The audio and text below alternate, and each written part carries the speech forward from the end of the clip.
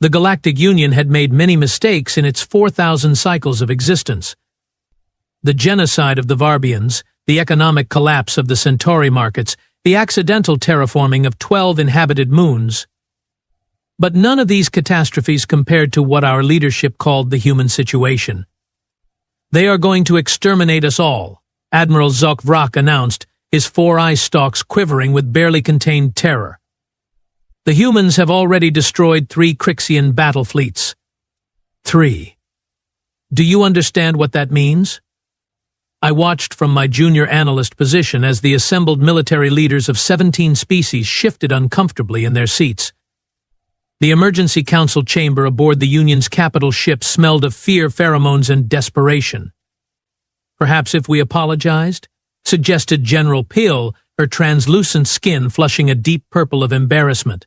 Admiral Zok-Vrak slammed all 6 appendages onto the floating holotable. Apologize? The Crixians wiped out a human colony world, 80 million dead. And then they bragged about it across all communication channels. I winced. The Crixians had always been problematic within the Union, aggressive, territorial, and perpetually seeking to prove their dominance. But attacking an emerging spacefaring species without provocation, that violated the most sacred laws of the Galactic Union. The humans sent one message after the attack, continued the Admiral, activating the central display. Just 7 words. The holographic text appeared, translated into Union Standard. Now we stop being civilized. Surely they are bluffing, said Commander Yulon, his thick exoskeleton clicking nervously. They are barely interstellar. The Crixians have 1,000 warships. Had corrected Intelligence Director Nael, speaking for the first time. Her voice carried the distinctive harmonic undertones of her aquatic species. The humans have destroyed 274 Crixian vessels in the past 14 days. They have captured 91 more. The Crixian homeworld is under blockade. Stunned silence filled the chamber. That's impossible, someone whispered. How could primitives accomplish this? It demanded another voice. Director Nael gestured to me. Junior Analyst Tix Pole, present your findings. My hearts raced as I stood. This was my first major assignment since joining Intelligence Division, and I'd spent every waking moment analyzing human military capabilities since the crisis began. Honorable leaders, I began, trying to keep my voice steady. The humans have been preparing for this scenario since they discovered our existence. While we monitored their civilization as potential future members, they were studying us for weaknesses. I activated my data slate, projecting images of human warships. These vessels did not exist 3 planetary rotations ago. The humans converted their industrial capacity to military production with unprecedented speed. According to our analysis, they have activated weapons technologies they developed but never deployed. But how are they defeating Crixian fleets? The technological gap should be insurmountable, asked Science Counselor Wex. The humans don't fight like us, I explained. They don't follow Union military doctrine. They use unpredictable tactics, sacrificial maneuvers, and psychological warfare, and they are absolutely ruthless. I displayed footage captured from a disabled Crixian warship. The recording showed armored human soldiers moving through corridors, methodically eliminating all resistance. They moved with terrifying precision, their expressions hidden behind reflective visors. Most disturbingly, I continued, the humans appear to be improving their tactics with each engagement. They are adapting faster than any species we have encountered. Admiral Zok-Vrak nodded grimly. Which brings us to the purpose of this emergency session. The humans have demanded the unconditional surrender of the entire Crixian dominion and the delivery of all military and political leaders responsible for authorizing the colony attack. And if these demands aren't met? Asked Commander Ulan. The humans have stated they will continue their campaign until, and I quote, nothing remains of Crixian civilization but an educational warning in history texts. The chamber erupted in alarmed chatter. Silence. Ordered High Counselor Vram, speaking for the first time. The ancient Pelotorian commanded immediate respect. What are our options? Can we negotiate with these humans? Director Nail shook her head. Our attempts at communication have been rejected. The humans state they will only speak with Union representatives after the Crixian leadership has been surrendered. And should we comply with their demands? Asked the High Counselor. The alternative appears worse, I said, forgetting protocol in my nervous state. All eyes turned to me, and I immediately regretted speaking. Explain, Junior Analyst, the High Counselor prompted, surprisingly patient. The humans have a historical pattern, I explained, grateful for the permission to continue. When provoked to war, they escalate until victory is achieved. They don't recognize limited conflict. And they have demonstrated capabilities far beyond what we anticipated. The Crixians violated our most sacred principles, Director Nail added. By treaty, we are obligated to hold them accountable. High Counselor Vrom's expression darkened. Then we have no choice. We must deliver the Crixian leadership to the humans and pray they accept this as sufficient justice. There's something else you should know, I interjected, earning a sharp look from Director Nail. But this was too important to withhold. The humans aren't just fighting the Crixians.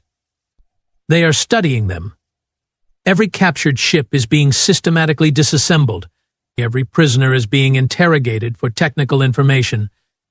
They are stealing our technology, Admiral Zok Vrak realized with horror. Worse, I said. They are improving it. The emergency session continued for hours, but the outcome was inevitable. The Union would not defend the Crixians. We would deliver their leadership to human justice and hope this would satisfy their demand for retribution. I returned to my quarters that night filled with dread. The data I'd analyzed painted a terrifying picture of humanity, adaptable, inventive, and now provoked to righteous fury. The Crixians had awakened something that perhaps none of us truly understood. 3 cycles later, I found myself aboard the diplomatic vessel Harmonious Discourse, part of the delegation sent to witness the surrender of the Crixian leadership. The massive human warship Retribution loomed before us, a brutal amalgamation of human and stolen Crixian technology. Its angular form bristled with weapons, the hull scarred from battle but unmistakably powerful. Begin transmission, ordered Ambassador Friel, her ceremonial robes rustling as she positioned herself before the communication array. The view screen activated, revealing a stern-faced human female.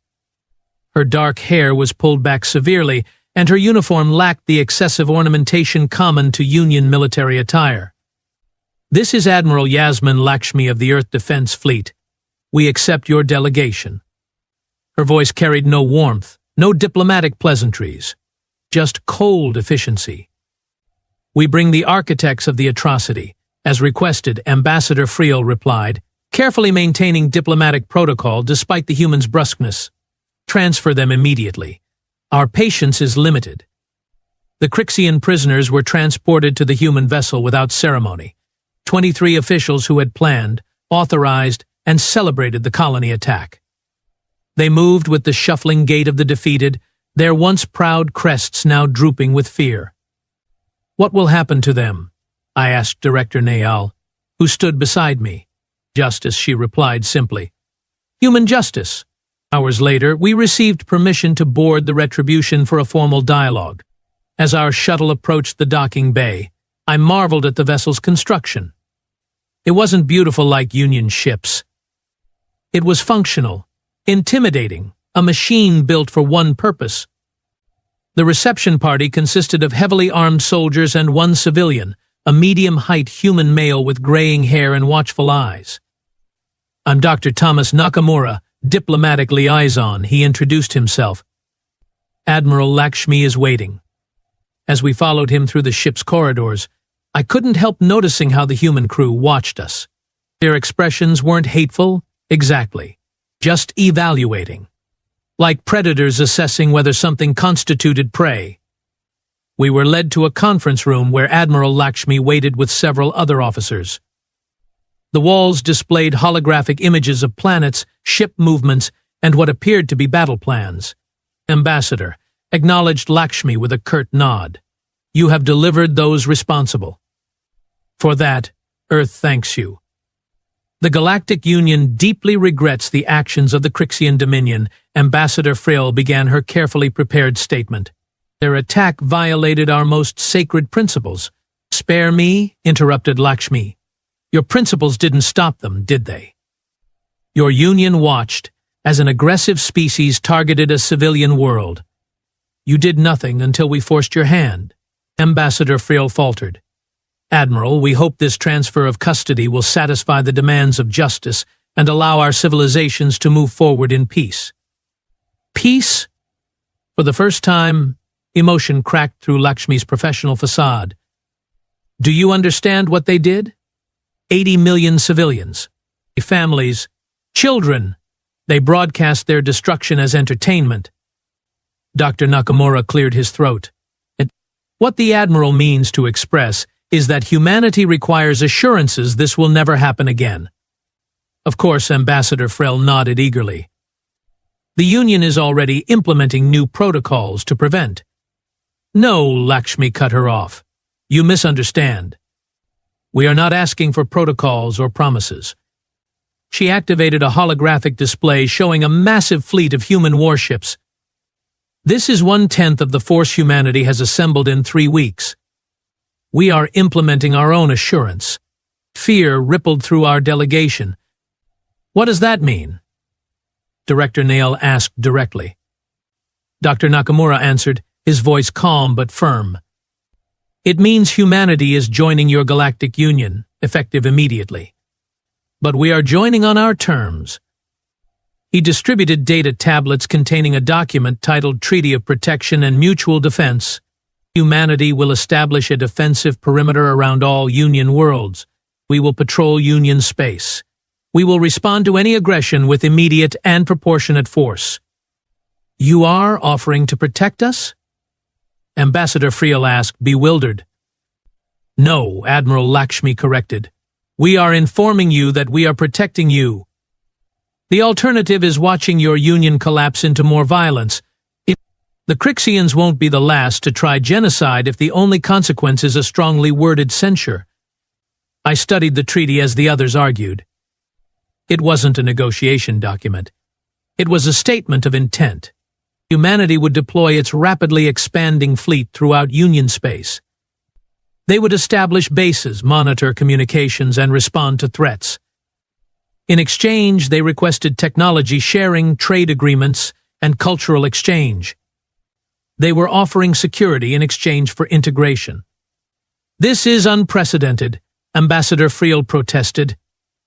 The Union Council must debate this proposal. Debate all you want, Lakshmi replied. But our ships are already moving to defensive positions around vulnerable Union worlds.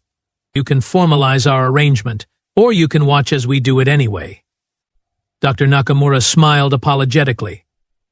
What the Admiral means is that humanity feels a moral obligation to prevent another tragedy. We have seen what happens when powerful civilizations stand by while atrocities occur. The diplomatic dance continued for hours, but the outcome seemed predetermined. The humans had outmaneuvered US completely. They'd transformed from victims to saviors to conquerors in less than a month. As we prepared to depart, Admiral Lakshmi pulled me aside. Junior Analyst Tixpole, correct? I froze, astonished she knew my name and rank. Yes, Admiral. Your analysis of human military capabilities was impressively accurate. We intercepted those reports. My blood ran cold. They'd been monitoring our internal communications? Don't look so alarmed, she said, almost smiling. We are going to need sharp minds like yours. This partnership can work, but only with mutual understanding. She handed me a small device. A token of respect. It contains historical records of human conflicts and resolutions. Study them. You might gain insight into our perspective.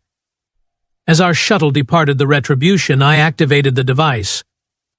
It contained thousands of documents detailing Earth's bloody history, wars, genocides, peace treaties, and reconciliations. One quote appeared on the main screen, attributed to someone named Winston Churchill. The Americans will always do the right thing after they have tried everything else. I didn't understand the reference, but as I watched the massive human warships moving into formation around our diplomatic vessel, I wondered if we'd just witnessed the birth of a new galactic order. Humanity had been provoked to rage, and now the entire Union would feel the consequences of their response. They had stopped being civilized, yes, but perhaps civilization itself was about to change. 6 months after the surrender of the Crixian leadership, I found myself stationed aboard the human vessel Vigilance. The transition from Union intelligence to the newly formed Joint Security Command had been surprisingly smooth. Hundreds of analysts like me now worked alongside humans, ostensibly as partners but realistically as supervised assets. Tix Pole got a minute, called Sasha Mori, my human counterpart.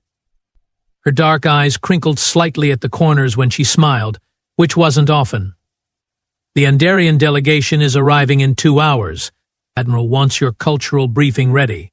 Already completed, I replied, transmitting the file to her neural interface.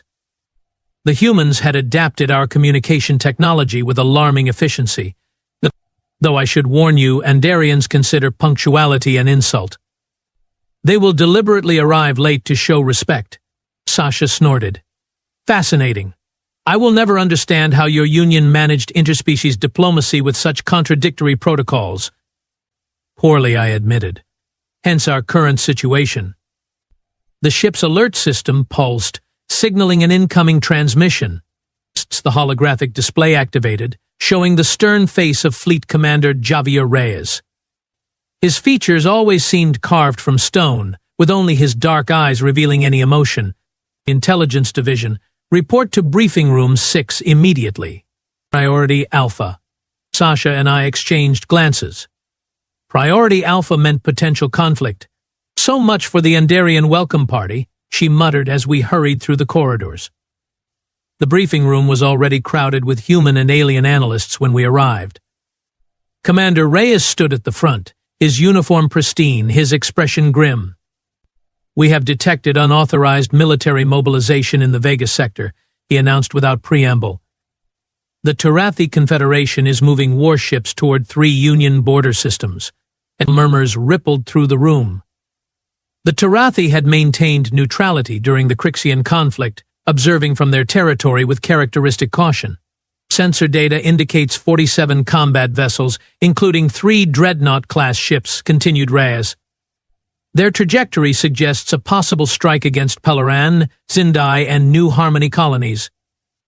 The Tarathi have no quarrel with those worlds, objected senior analyst Grell, his antennae twitching with confusion. They have maintained peaceful relations for centuries.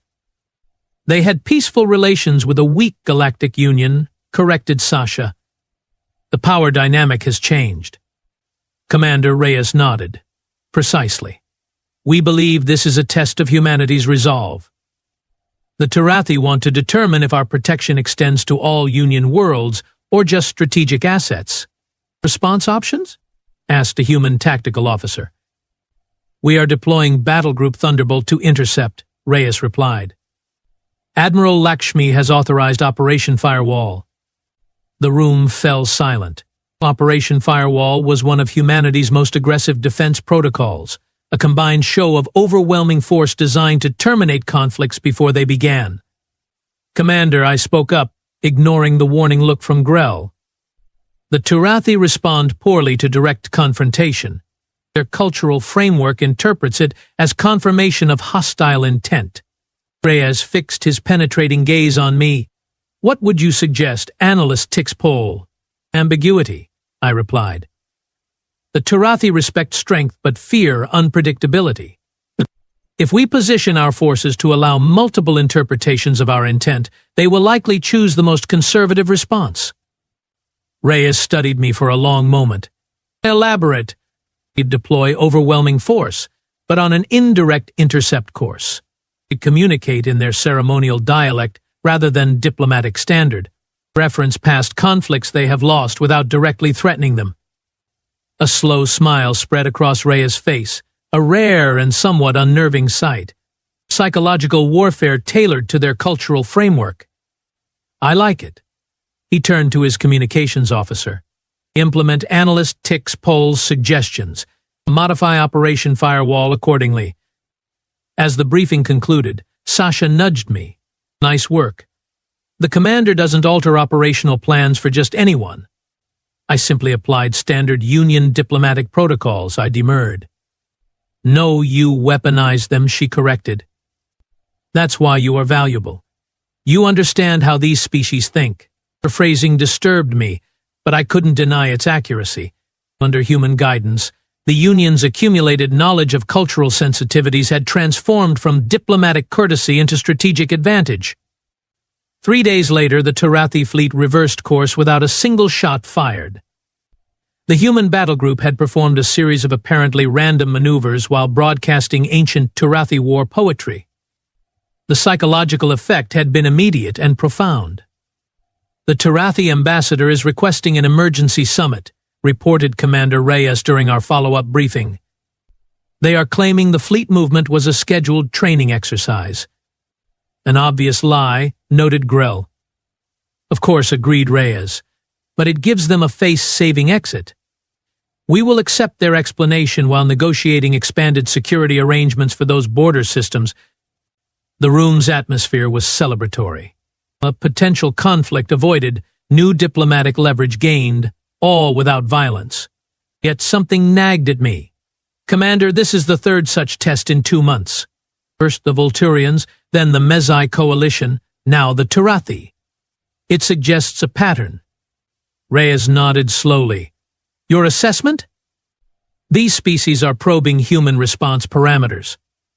They are coordinating to gather intelligence on our tactics and limitations.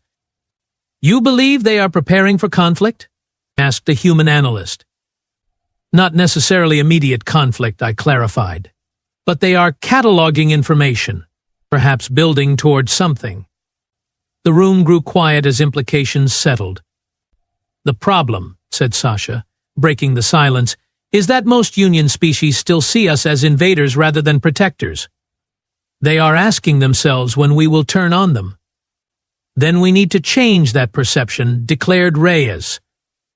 He activated the central display, showing a galactic map with human fleet positions highlighted.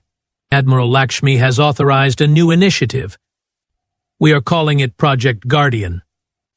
The display zoomed into several contested regions where periodic skirmishes had persisted for centuries. But we will establish permanent peacekeeping operations in these conflict zones. Not just passive monitoring, active intervention. We will separate hostile forces, facilitate diplomatic resolutions, and enforce compliance. That's far beyond our treaty mandate, objected Grell. The Union Council never authorized such direct intervention.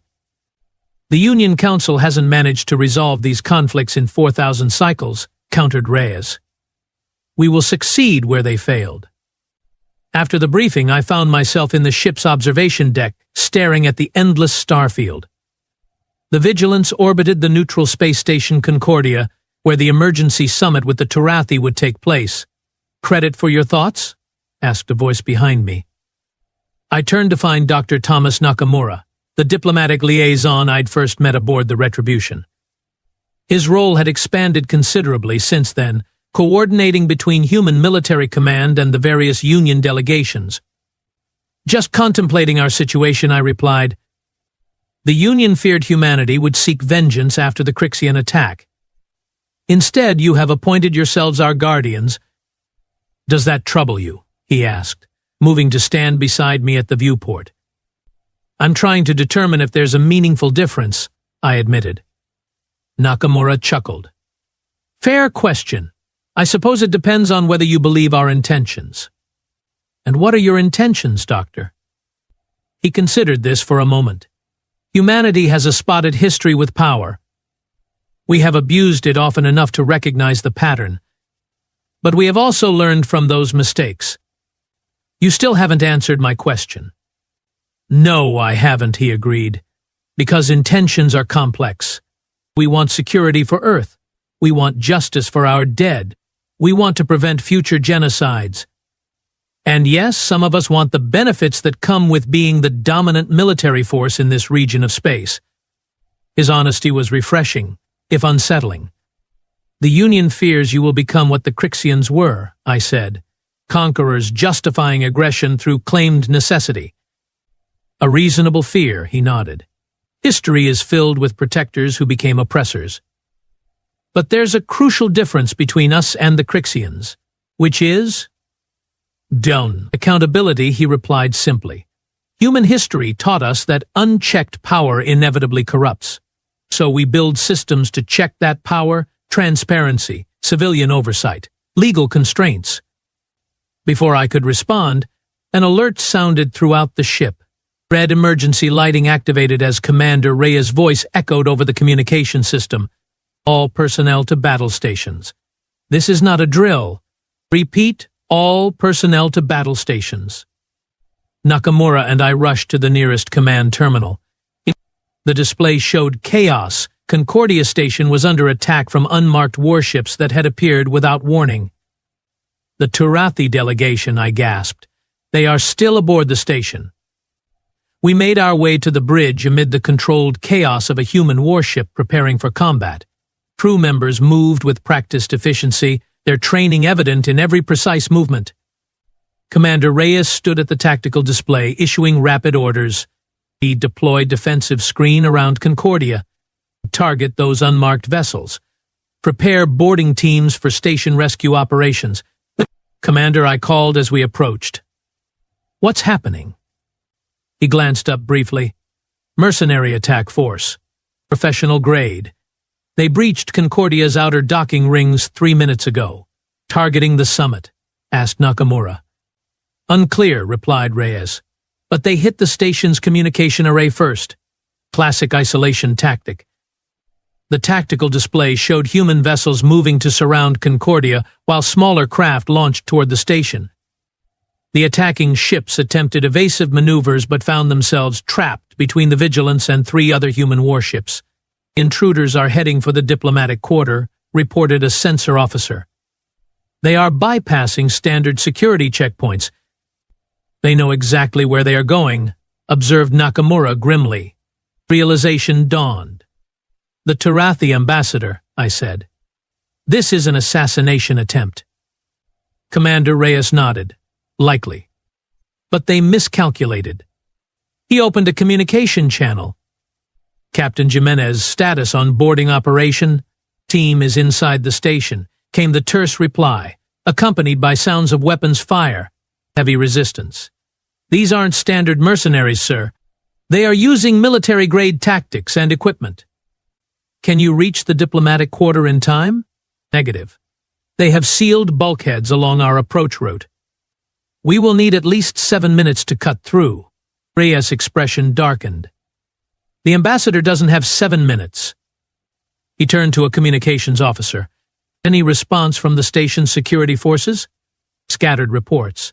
They were overwhelmed in the initial assault.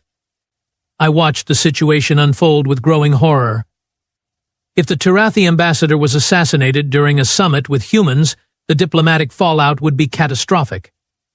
Regardless of who was responsible, humanity would be blamed. There's another way, I said suddenly.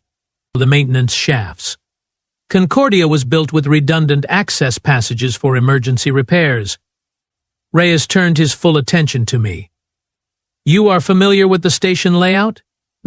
I studied it as part of my cultural briefing preparation, I explained. The diplomatic quarter connects to a tertiary maintenance network designed for environmental system access. Can you guide our team through it? Yes, I believe so. Minutes later, I found myself in the station's control center aboard the Vigilance, directing a human tactical team through Concordia's labyrinthine maintenance passages. The feed from their helmet cameras showed narrow corridors bathed in emergency lighting. Next junction, turn left, I instructed.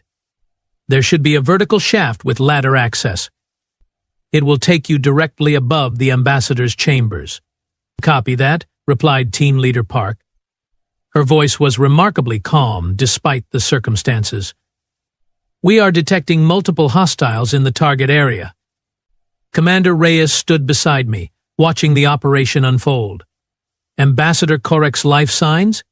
Still registering, reported a medical officer monitoring the station's internal sensors. But there's weapons fire inside the diplomatic suite. The tactical team reached the access point above the diplomatic quarters. Through their cameras, I could see the glow of energy weapons and hear shouted commands in various languages. Ready breach charges, ordered park. On my mark, 3, 2, 1, execute. But the feed became chaotic as the team descended into the diplomatic suite. Flashes of weapons fire, rapid movement, tactical commands overlapping. I held my breath, unable to clearly track what was happening. Then, suddenly silence. Status report, demanded Reyes. Area secured, came Park's voice, slightly breathless. 4 hostiles neutralized. 2 surrendered. Ambassador Korek is injured but stable. Relief flooded through me, followed immediately by confusion as one of the helmet cameras focused on a captured attacker. The mercenary's uniform bore no identifying marks, but his facial structure. "That's not possible," I whispered. "What is it?" asked Reyes sharply. "That attacker. He's Crixian." The implication hung in the air. The Crixian Dominion had supposedly been dismantled, its military dissolved, its leadership imprisoned or executed. "Rogue elements?" suggested Nakamura. "Perhaps," I replied. "Or something worse." Hours later, after the station had been secured and Ambassador Korek transferred to the Vigilance for emergency treatment, we gathered in the secure briefing room. Commander Reyes displayed the interrogation results from the captured mercenaries. "They were hired through multiple cutouts," he explained, "aid with untraceable credits. Their orders were explicit: kill the Turathi diplomatic delegation and ensure evidence implicated human security forces. A false flag operation, Nakamura mused, designed to fracture our relations with the Turathi, and potentially trigger wider conflict, I added. If the Turathi believed humans assassinated their ambassador during peace talks. "The question remains," said Reyes. "Who benefits from such a conflict?" An uncomfortable silence filled the room. "Permission to speak freely, Commander?" asked Sasha. Reyes nodded. "We are assuming these are rogue Crixian elements seeking revenge. But what if they are acting under direction? What if parts of the former Crixian leadership escaped our justice?" "Impossible," objected Grell. "All identified leaders were transferred to human custody." "All identified leaders," emphasized Sasha. "What if some weren't on our lists?" I considered this troubling possibility. The Crixian Dominion was notoriously compartmentalized. It's conceivable some military or intelligence directors managed to escape detection. Which means, concluded Reyes grimly, our work isn't finished. The attempted assassination proved a turning point. Rather than damaging human-Turathi relations, it strengthened them. Ambassador Korek, saved by human intervention, became an unexpected advocate for closer cooperation. 2 weeks later, Admiral Lakshmi addressed a special session of the Union Council. I attended as part of the analytical support team, watching from a side chamber as she stood before representatives of over 300 species. "The attack on Concordia Station was not an isolated incident," she declared. "It was part of a coordinated effort to destabilize the Galactic Union and provoke conflict between our civilizations. Holographic evidence materialized around the chamber. Financial records, communication logs, security footage from a dozen worlds. We have identified a network of former Crixian military officials operating from hidden bases in unclaimed systems. They are attempting to rebuild their forces and foment discord within the Union." Murmurs rippled through the assembly. "Humanity did not seek the role of the Union's defender," continued Lakshmi. "It was thrust upon us by circumstance and necessity. But we accept this responsibility, not as conquerors but as partners." Her gaze swept the chamber. "We propose a fully integrated defense initiative, joint command structures, shared intelligence, combined fleet operations. Not human protection imposed from outside, but mutual security built from within." The proposal sparked fierce debate. But the assassination attempt had changed the political landscape. Fear of lingering Crixian influence outweighed suspicion of human motives. As the session concluded, I found myself approached by High Counselor Vram, his ancient Pelatorian form moving with surprising grace. Junior Analyst Tixpole, he greeted me. Your actions during the Concordia incident have not gone unnoticed. I merely did my duty, Counselor. Perhaps. But you have positioned yourself at an interesting nexus between your Union heritage and humanity's new vision. I serve the cause of peace, I replied carefully. His multifaceted eyes studied me. Peace through strength? Or strength through peace? The distinction matters. Before I could respond, Admiral Lakshmi joined us. High Counselor Vram, I see you have met one of our most valuable analysts. Indeed, we were discussing philosophical approaches to security. Lakshmi smiled slightly. Philosophy must eventually confront reality, Counselor. And the reality is that peace requires enforcement. A human perspective, noted Vram. A historical one, countered Lakshmi. The strong do what they can, the weak suffer what they must. That was the old paradigm. We are offering something different, strength in service to justice.